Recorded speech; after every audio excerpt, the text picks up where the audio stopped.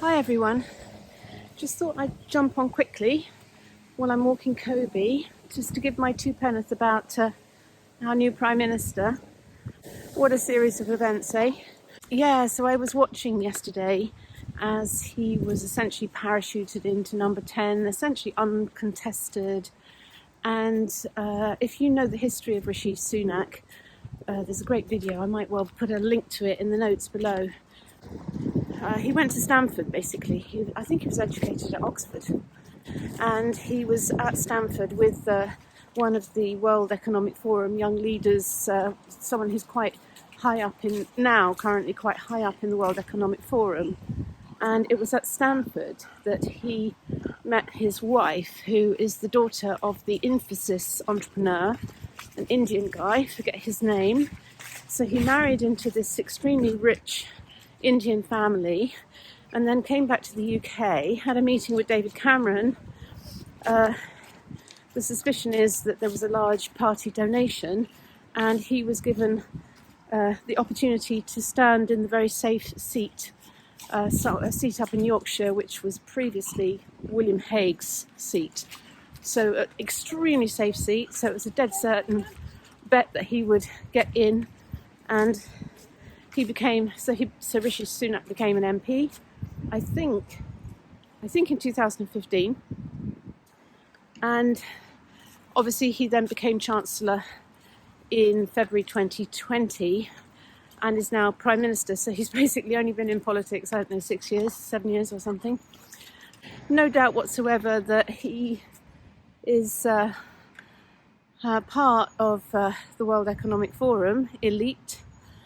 And the thing that really interested me about yesterday as I was watching was the timing of it, because it all happened. He went to the palace about sort of 11:30 and then came back to number 10 and did a speech on the steps. And all this was happening during the new moon. And then pretty much as the moment of the solar eclipse yesterday, which was 12 noon, that was the moment when he stepped foot in number 10.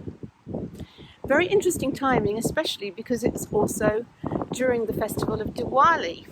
Now, Rishi Sunak is a practicing Hindu. I know a little bit about Hinduism because my first husband was a Hindu. I had a whole Indian wedding. His name was actually Lakshmikant because he was born on Diwali on the 8th of November, interestingly, which is the next eclipse is on the 8th of November, which is a lunar eclipse. And so Lakshmi is the goddess of prosperity and abundance. So you often see pictures of Lakshmi with sort of money pouring, gold coins pouring out of her hand. But she's very much more about, she's like the Empress in the tarot. She's very much about material realm abundance because, of course, all prosperity is rooted in Mother Nature, in the fruits and the sweets and the delicious offerings of Mother Nature, which is the source of all prosperity, in truth. And so it's very interesting that solar eclipse, where essentially the moon, it was a partial solar eclipse, so the moon went in front of the sun and blocked out the sun's rays, even though partially, and it was conjunct Venus. So essentially what you had yesterday was an alignment between the sun, the moon, and Venus was aligned to the new moon. So in that combination, essentially you had the three faces of the goddess, the three faces of Hecate. So you had the mother, which is Mother Earth, the crone, which is Grandmother Moon in shamanism, Grandmother Moon, and the maiden, which is Venus. So Mother, Maiden, Crone, those are the three faces of Hecate.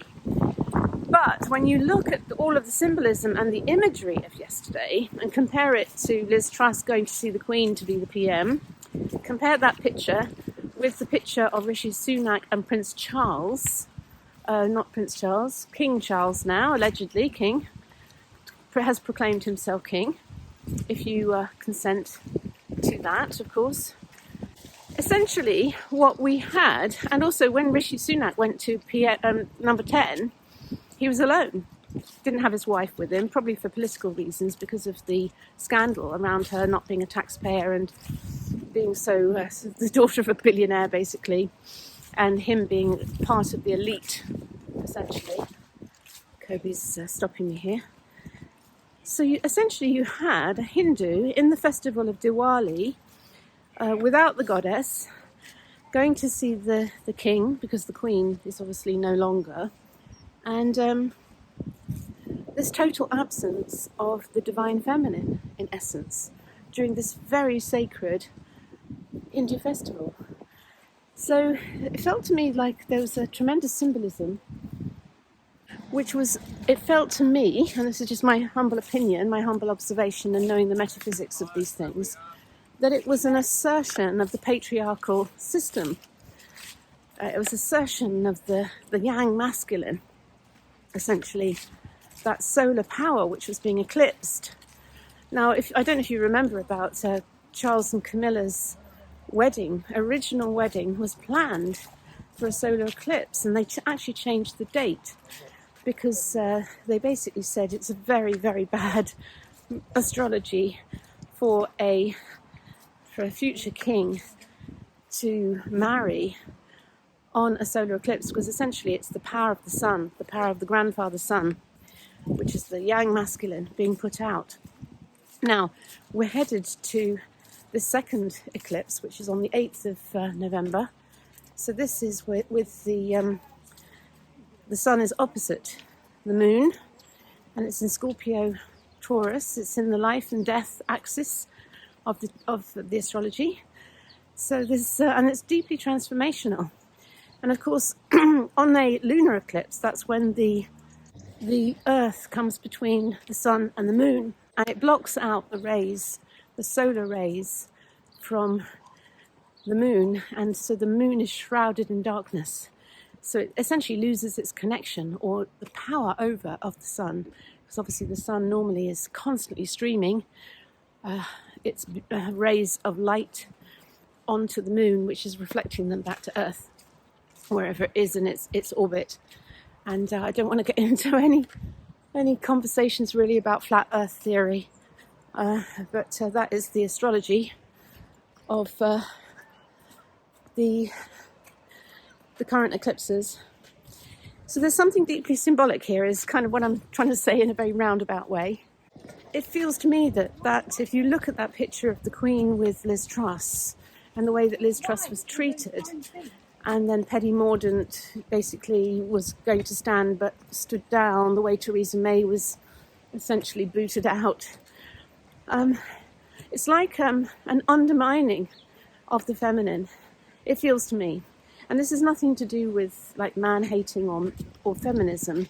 It's much more fundamental than that, because essentially there was a time when the goddess was honoured. So in the kind of Gnostic scheme of things, like in ancient times, ancient Greek, ancient Roman, and all of the ancient cultures, the goddess was really revered and honoured. The goddess Sophia, which is essentially Gaia, Mother Earth. So this denigration of the mother, maiden, crone, all those three faces of Hecate have been denigrated by this patriarchal control system.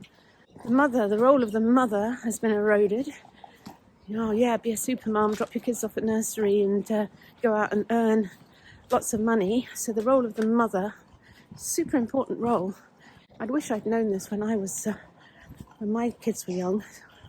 So I was caught in that program too, that superwoman program of being a career mother, having 3 days off to give birth, that kind of thing. Then of course the maiden, that has been corrupted because of the whole kind of pop industry, the porn industry. So there's been a dishonouring of the maiden in our society. And then of course the crone, the wise woman. So in shamanic culture, the crone is the wise woman. Most medicine women, most shamans are actually women in ancient cultures, in indigenous tribes. The grandmother wisdom, super powerful. But in our society, of course, little old ladies, shuffled off to care homes and labelled as having dementia. That's before you even start about things like witch hunts of old. Yeah, so this denigration of the feminine across all faces of Hecate is very interesting. And so the fact that there was no goddess present during yesterday's crowning of Rishi Sunak as PM, very interesting about what's going on. Because my sense throughout all of this is that the antidote to this fully controlled digital slave system, which is we're headed into, and it's like at warp speed, because of course Rishi Sunak is the perfect person to push through that digital currency, and of course Infosys is they already do those kind of programs of tracking and control.